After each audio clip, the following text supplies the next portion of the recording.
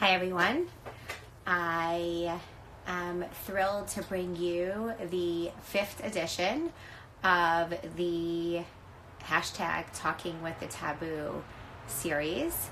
And today I am so excited to be bringing you Ariele Mortkowitz from Svivah. Ariele is an excellent educator, communicator, conversation joiner, conversation starter, and I'm just thrilled to have her on here tonight. I'm waiting for her to come and join, and then we're going to get started. I can tell you a little bit about her in the meantime. I'm going to wave to all of you. I'm reminding everybody that if you have any questions for Ariele or myself at any point, here she comes, please DM us. You can message us there, or you can, on the bottom, you can ask any of your questions. But we're just both super excited, and here she is. So great to be here. Nice to see you. Nice to see you too. You can hear me. I can hear you. We're good. Yes? It's the time of miracles indeed. Amen. Okay. All right. So let's get started. So let me tell you, by the way, for all of you, I have known Ariele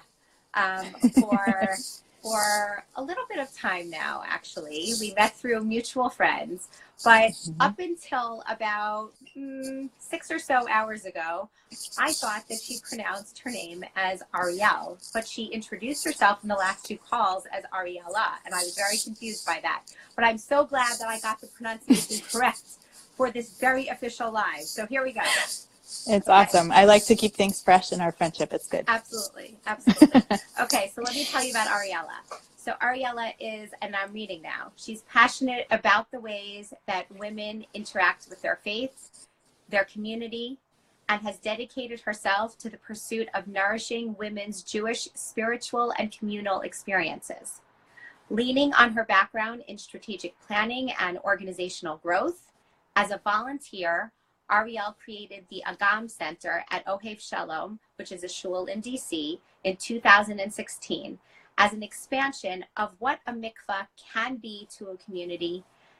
Developed this incredibly dedicated Jewish communal home for women's spirituality, wellness, education, and connection. I want to talk about that too, in addition to Svivah, because you and I first connected when you were working for the Agam Center. So please talk about that too.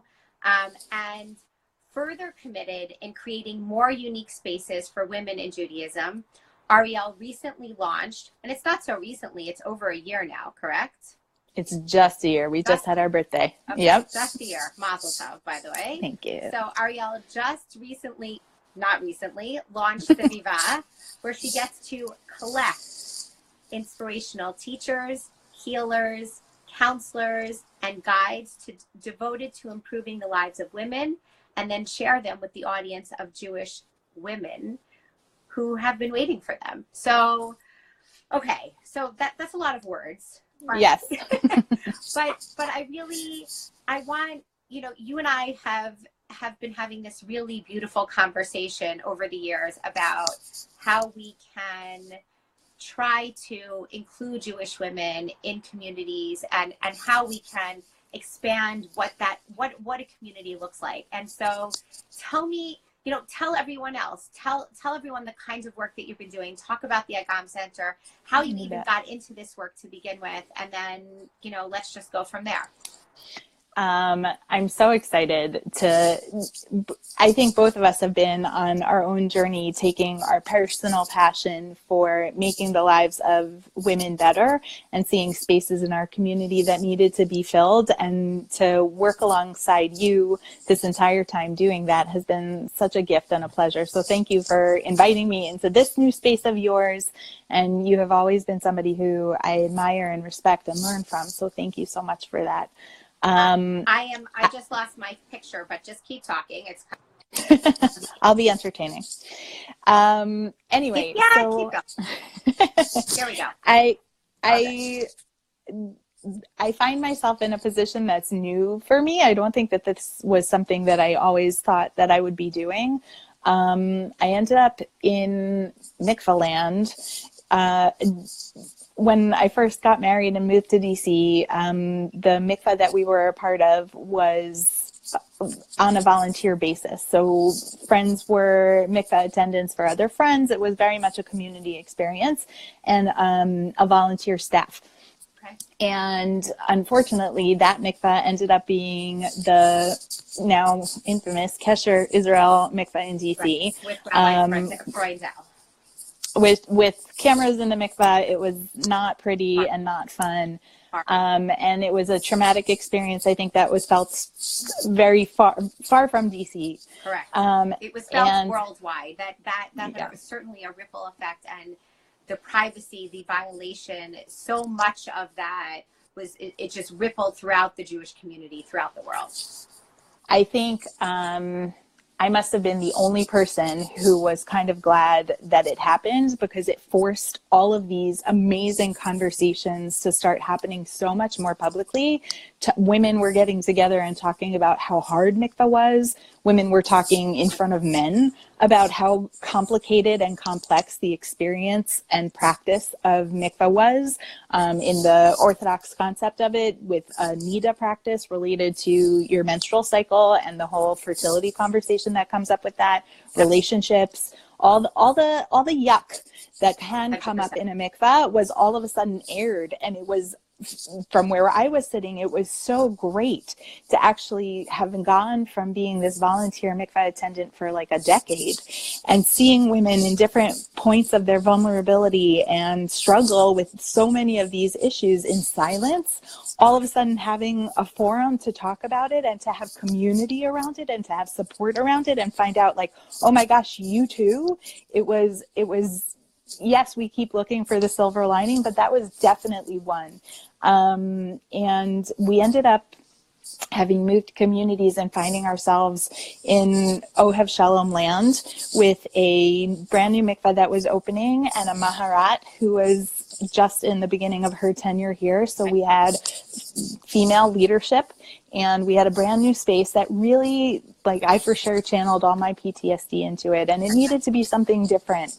So we created the Agam Center, and it was just a chance to kind of really say that this was a space where all of that was acknowledged, validated, supported, and it was a space where you could come openly with your stuff, find community about your stuff, education. That was actually how I met you.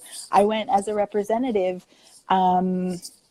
of the mikvah to a fertility event, and Nechama Comfort was there, right, and you were there. Yep. And it was awesome to be able to be in your sphere with all of these other people who, that was my job, collecting all of these amazing resources, because I have no business doing anything. I am not a trained professional in any capacity. I'm just a good connector. In many capacities, but yes, continue.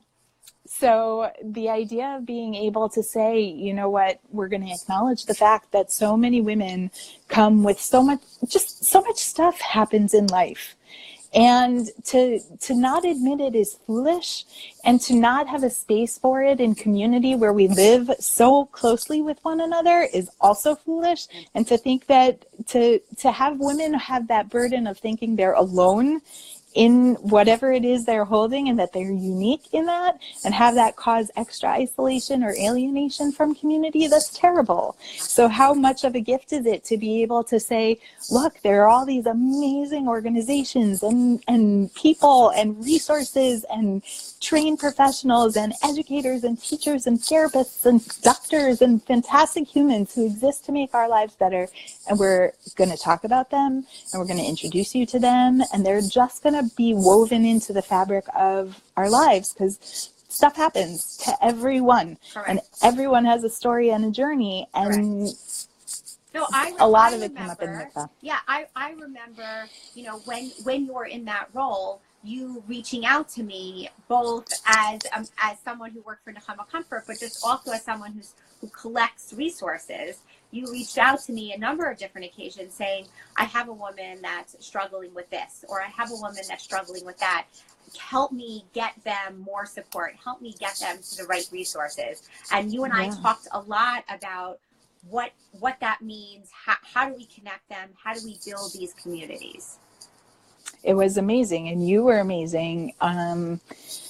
It what I found, I think, being honestly, it will be the biggest gift of my life to have been privileged to join these women in their most vulnerable spaces.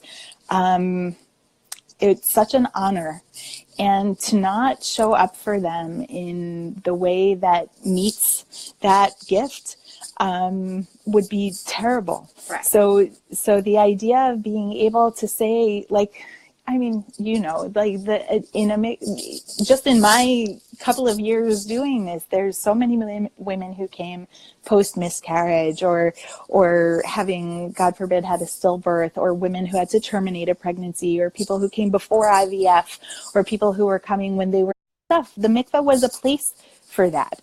And so I think my biggest takeaways from the Agam Center were that, number one, women were coming and being able to articulate that there's no other place. I haven't found another place for this, like what I'm experiencing in my faith community. I haven't, like, sure, I could go to a support group, but like, it's not in the Siddur, it's not in the sanctuary, right. It's for sure not in the JCC. There's no place else for this. I think it belongs here. And they were also coming and being able to articulate how lonely they were. And by saying, you know, we made the Agam Center open in a more non-traditional Orthodox way for people who wanted to mark life moments. So broader than just a NIDA practice, it was if you had a miscarriage and you wanted to come and mourn that, if you had a loss, if you had a birthday. It could be something wonderful and joyous also. The mikveh was there for your use. And what women were articulating was that they wanted community around them in this life moment. And even though it was just, you know, me or another attendant, and it was just one-on-one, we represented the broader community saying, we're here for you. We see you in this beautiful moment or this hard moment, and we're with you in it. And that was something that they were craving. And then the other piece that was exactly like, you know, it's totally how we end up right here, right now. There was this beautiful chance for me to make myself knowledgeable about all of the incredible humans who live to make women's lives richer and stronger and better and more supported. And there was just, the pipeline wasn't wide enough between you guys and the women who need you. And it's like, you know, how many times is whatever rabbi in whatever shul going to talk about fertility from the Bima? And how many times it was too stigmatized. It was too, you know, a victim and crisis mentality. The women and also it's one moment in time as yeah. opposed to when you're you know when you're challenged, when this is your life. One moment in time on a Saturday morning doesn't cut not it. enough, right? And so it was really nice to be able to say, you know, there are these amazing people who are out there who we should know the depth and breadth of what they do, because they do so much more than whatever flyer there is on the, you know, in the mikvah waiting room, right. Or where in the shul hallway, whatever it is. They do so much. Let's learn about them. Let's learn who they are. Amy's amazing. Did you know she's funny?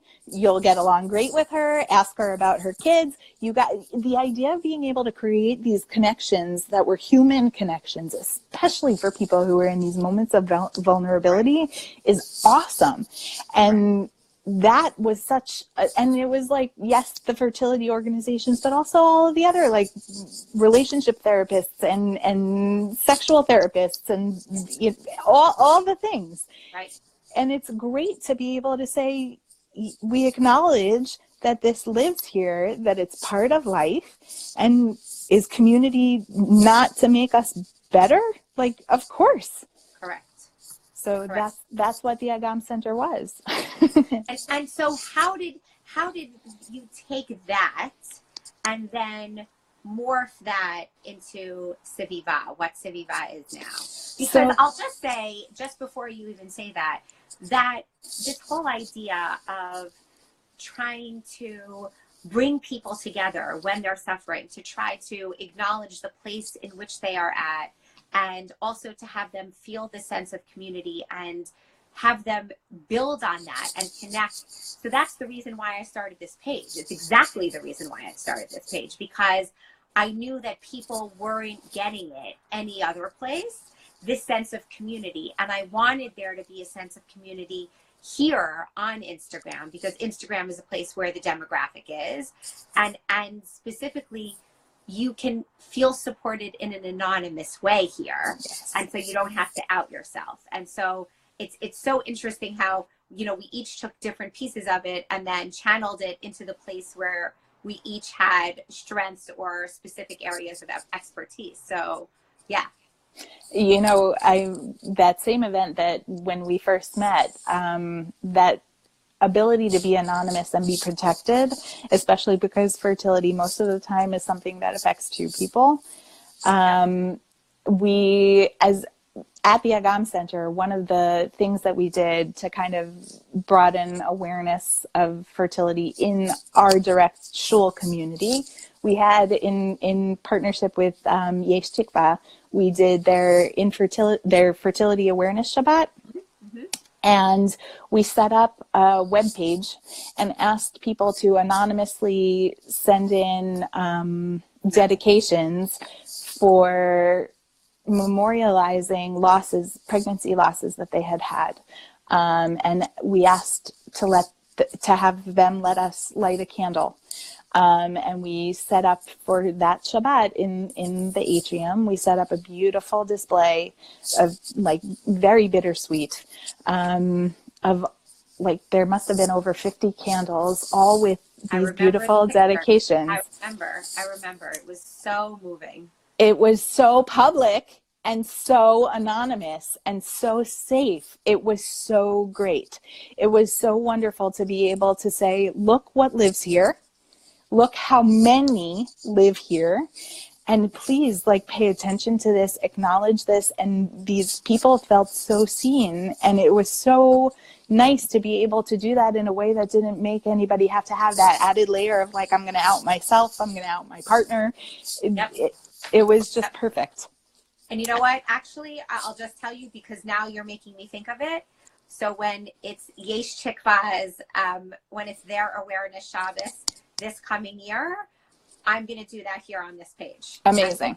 We'll have a picture of a candle and have people write it anonymously in the same way that they do all the time, but we'll do that here. It's an excellent idea, and it's so easily done in this forum also. So yeah, yes. No, it was so great. And I just remember when we thought about how we were going to do this, because the year prior, actually, Maharat Friedman, who's here in our community, had spoken very openly the year prior about her own fertility journey. Right. And so this was the next year. And I just remember standing in the hallway with her and our executive director, who's also a woman, Sarah. And it took us literally like 4 minutes to decide, okay, we're going to do this. And not 4 seconds. And 3 of those seconds were like deciding what color tablecloth to put on the table. Right, exactly.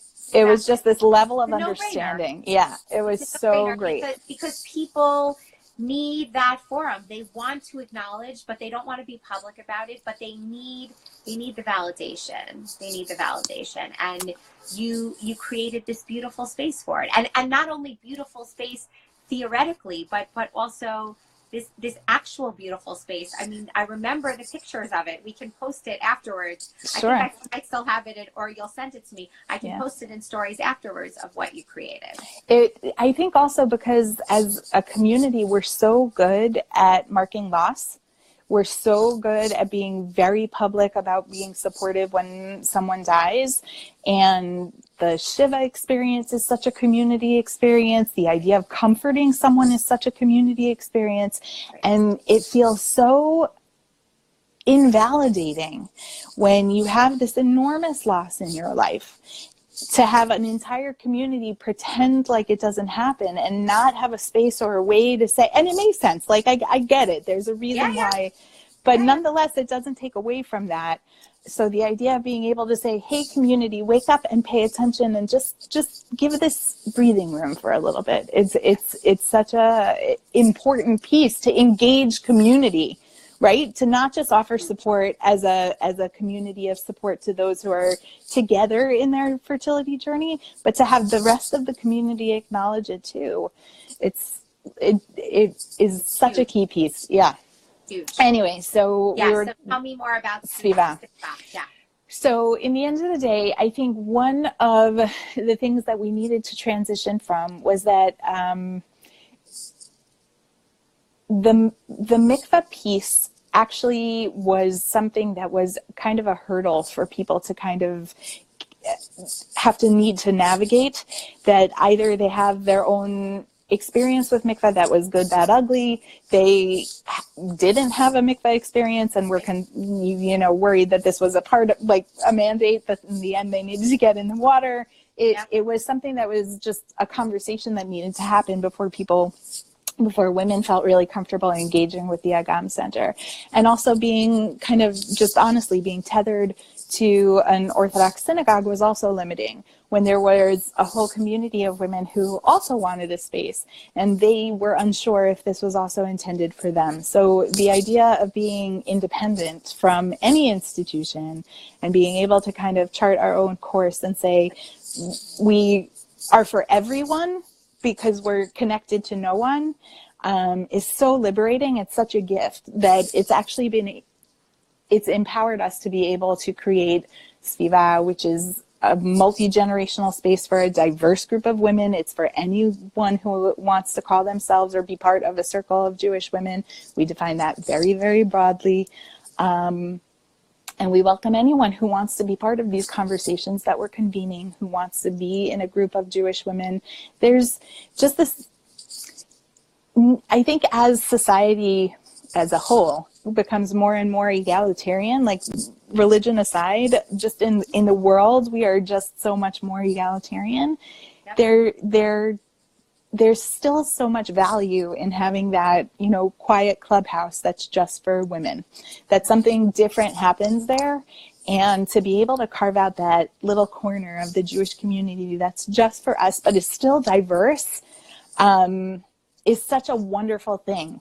And it's so nice to be able to bring women together from different religious communities, from different geographic areas around the DC area, different age groups. Oh my gosh, it's like so incredible to see the diversity of age and watch them interact in like such a rich way that doesn't happen. Like, where does that happen? In shul kiddush rooms? Like, no.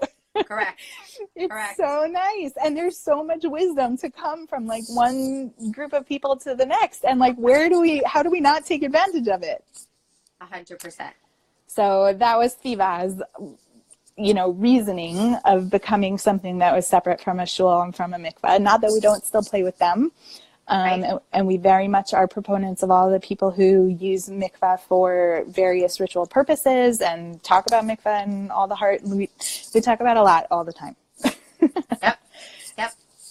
Do you? So the question is this: do you? I mean, look. One of you and I have so many things in common because we are our goal, our professional goals, are to create spaces that reach as many people as possible, to reach as many women, men who are, you're specifically obviously women, but to reach as broadly as possible because fertility, for having a child is not a unique struggle to one community over another. This is a universal struggle that whether you're Jewish or not Jewish or affiliated or not affiliated, this individuals often they feel this biological need to reproduce, and when they come up against some sort of struggle, and then they turn to a community that they hoped would be there, and then for some reason is not acknowledging that or doesn't have space for that yet, then it often causes them to backstep even a little bit further. And so I just wanted you to talk a little bit about that. what you've seen in your work and the people that you interact with. So it's been new for me. I think having grown up personally in an Orthodox community, you have the people who just drop off the planet and don't come to communal events anymore, like Right. coming to synagogue, coming to shul, coming to Shabbat meals, that Right. you just isolate yourself. What I think what I found sometimes happens in other communities who are more comfortable, traveling on Shabbat, they'll switch communities to ones that gear younger, who aren't so family focused. They'll play around and try to find a different space for themselves where they can be more anonymous, that, this isn't something, or they'll find clergy that speaks to them, or someone who's been public about their own experience, or someone who they connect with. And they'll shul shop, they'll community shop. But I think what is such a gift in being able to, like, exactly like you're talking about what you do here. Normalizing is a terrible way to say it, but it needs to be normal. When the statistics are what they are, this is normal. It's unfortunate and horrible, but normal, and we need to make it that way. And if the community can't catch up and say this is just as normal as, people dying and people being born, then you're just, people are stuck feeling othered and different, and that's a mistake. And especially if I'm such a believer in community. Like, it has a purpose.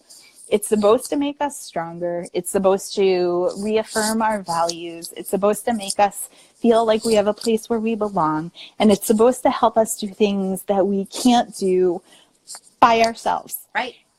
And if the community that we say we're a part of isn't doing that, then that's not our community anymore. And that's when you step away. And sometimes you get lucky and you find a space like this one, or hopefully you land in Svivah, and people seek community. Like, that's all these conversations that you're having with people who find their best friends in a fertility support group or a virtual support group or something like that. You need others. It's so painful to be alone. Correct. I've had many people tell me over the years that they didn't feel supported in their local community.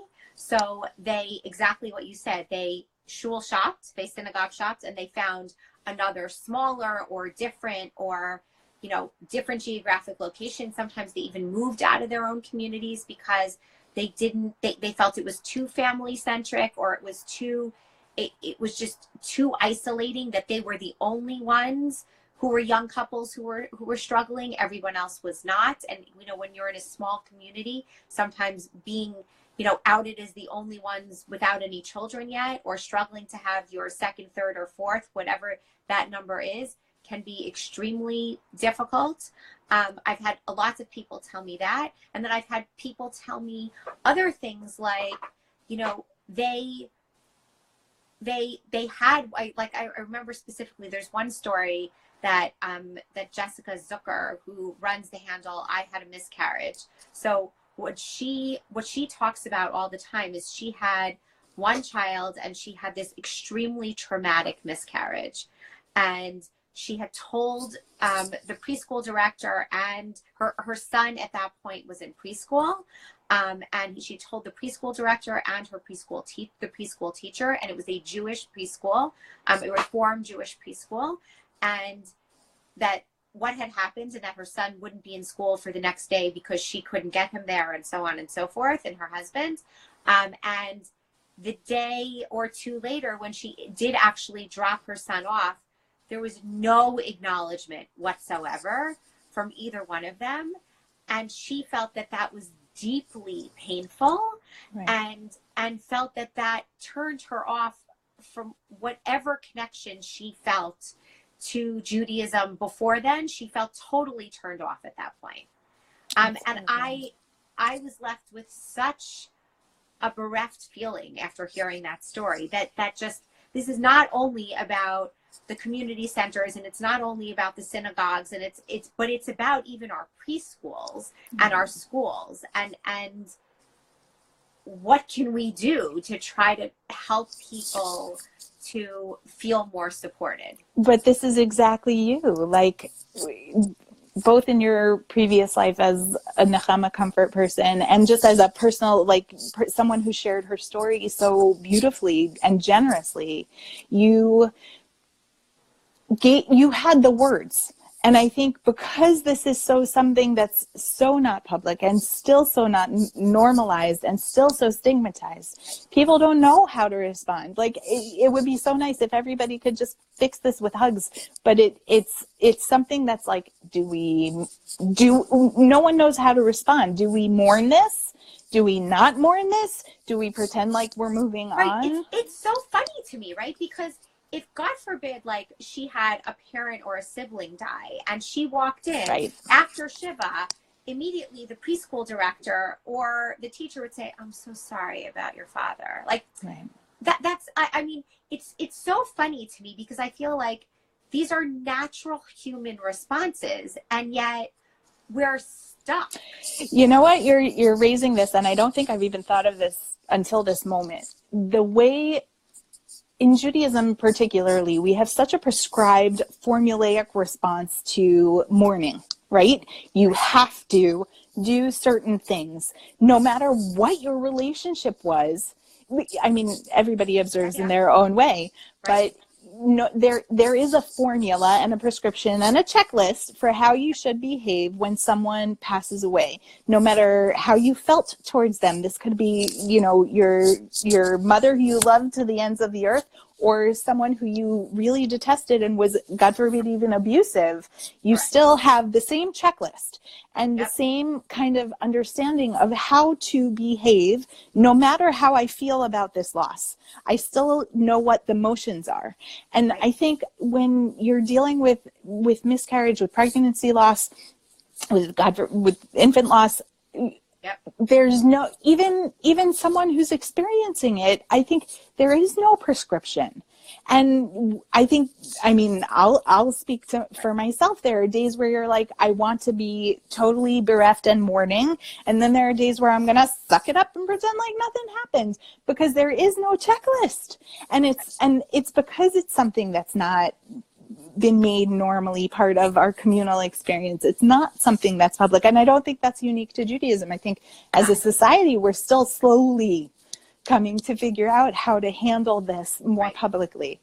And it's so telling. Like, literally the first Svivah event we had women break out into tables with people they didn't know, with other women that they didn't know, and kind of just brainstorm when were there, can you pinpoint times that you had wished your community had shown up for you differently, or ways that you had wanted more community in your life?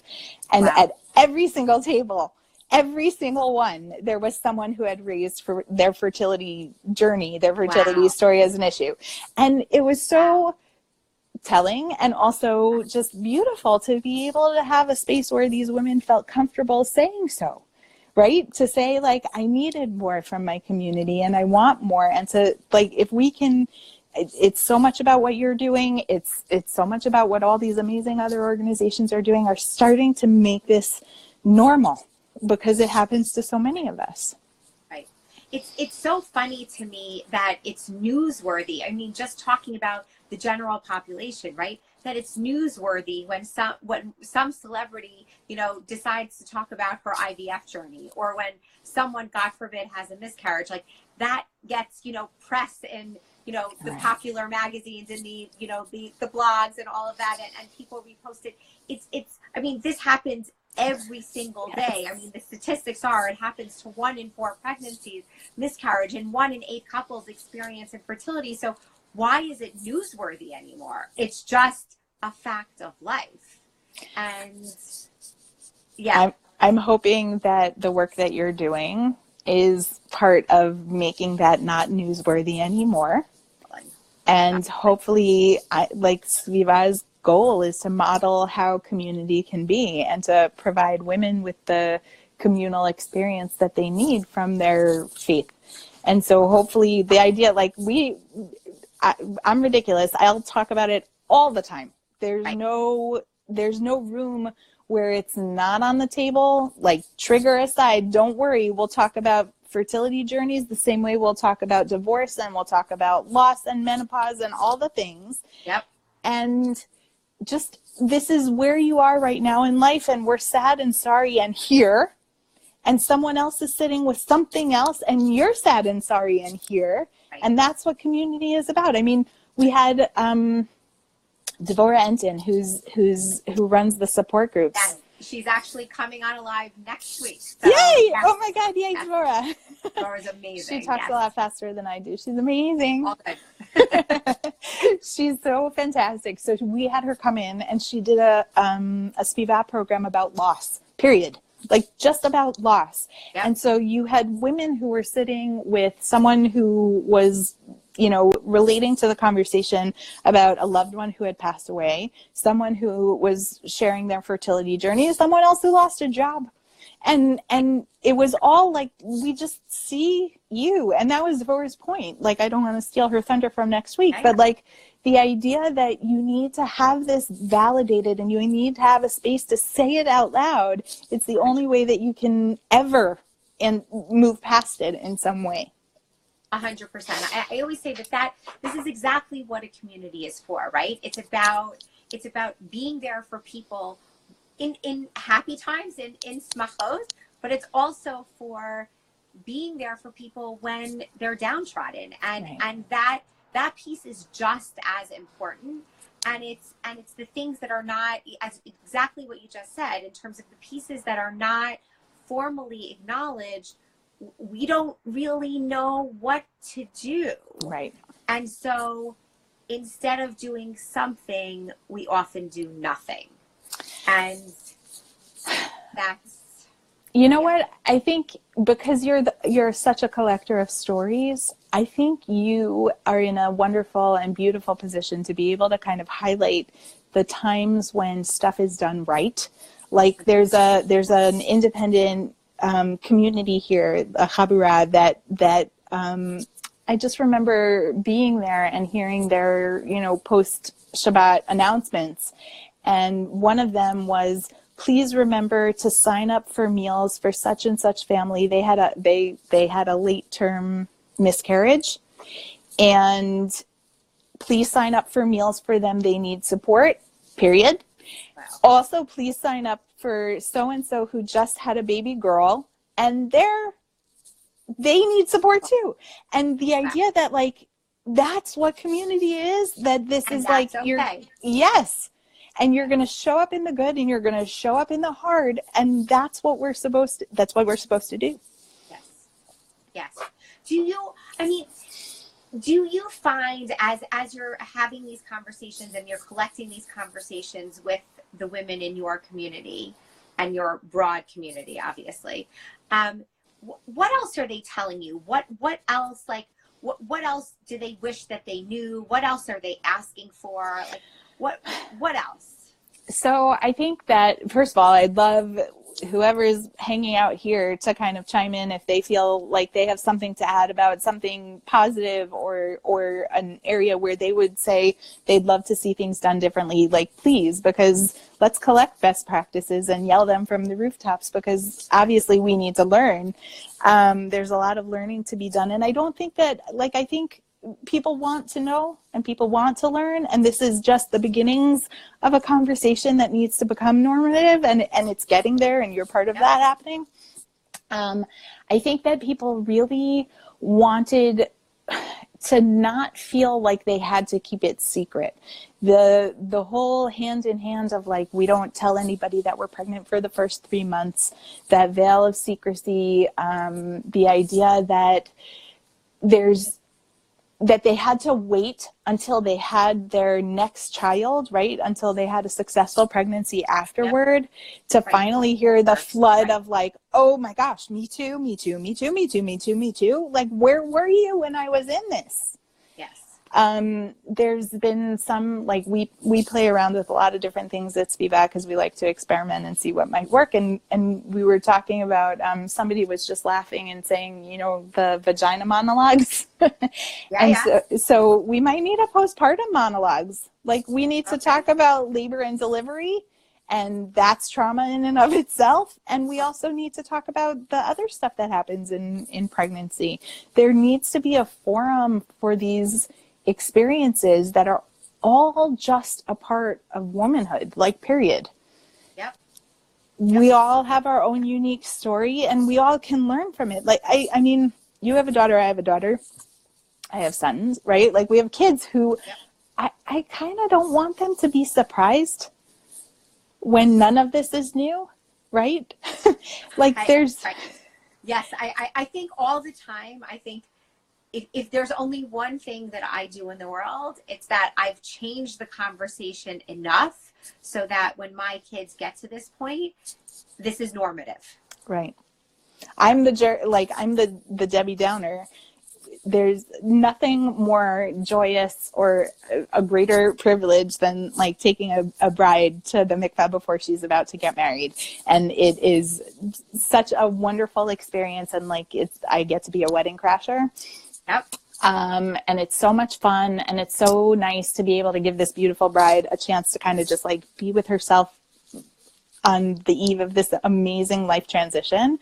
And I talk about fertility, and I talk about abuse, and I talk about all of these things and say, this is a community of support. We hope you never, ever need it, but it is here, and know that. Correct. Look, there is a lot of training going on for rebbitzins, for, you know, rabbis' wives, for mikvah attendants. There is, I know, from on high, from the OU and downwards, meaning to their constituents, and also I know from many of the other different organizations that there is a lot of this training going on, and they're saying to the Kala teachers, to the individuals that are just giving them pre-marriage counseling, who are helping them with their prenuptial agreements, their halachic prenuptial agreements or regular prenuptial agreements. This kinds of counseling is starting to be done. Good. But it's slow. But, you know, to be honest, I think there's so much to be said for those individuals who who use their platforms, like what you say, to highlight this and make it more normal and talk about it. Like, God bless those rebbitzins who share their stories, and the rabbis who share their stories, and the Instagrammers who share their stories, and the celebrities, and the regular average Joes. And the more we talk about it, that's our responsibility to community, right? You know, like, if you have a great plumber, you share your plumber. Correct. Maybe not a babysitter. Fine, you might want to keep that one to yourself, but for sure the great plumber. And why would you not share that this was a part of your own experience? I think you get something out of it too. It's part of your own healing. Sharing, right? That's why one of the tenets of my page is to share people's stories, because it's therapeutic for the person who's sharing, but it's also very therapeutic for the people who are listening. And so that's why we do it. That's why I do it.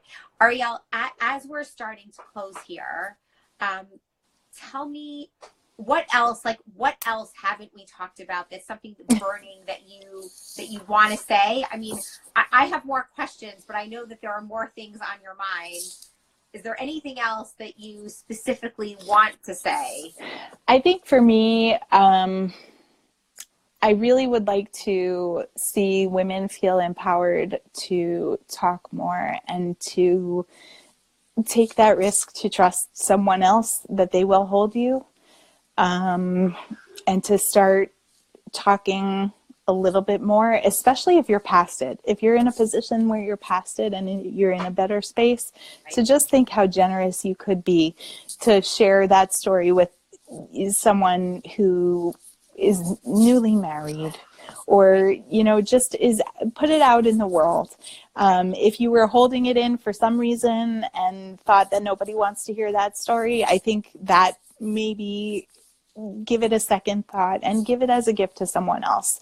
I would love to raise my hand as a crazy lady who, if there is anyone out there who is struggling with their mikvah practice, and is in a space where they feel like going to the mikvah is hard, and they have people who may or may not be attuned to what they're going through, I am notorious for calling mikvah ladies all over the country.